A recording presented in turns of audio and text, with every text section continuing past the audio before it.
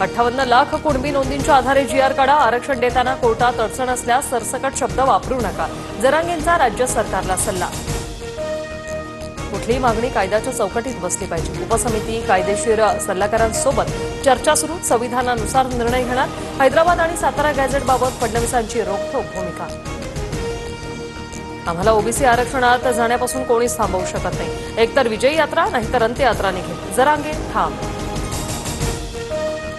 जरांगेंच्या मागण्यांकडे सकारात्मकतेने पाहतोय, मात्र आडमुठेपणाने नाही तर चर्चेतून मार्ग निघू शकतो. मराठा आरक्षणावरून मुख्यमंत्री फडणवीसांचा सल्ला.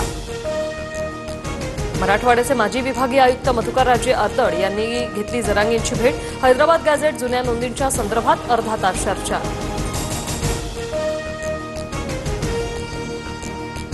आझाद मैदानात खडी टाकण्याचं काम सुरू. महानगरपालिकेकडून आतापर्यंत 5 ट्रक खडी उपलब्ध.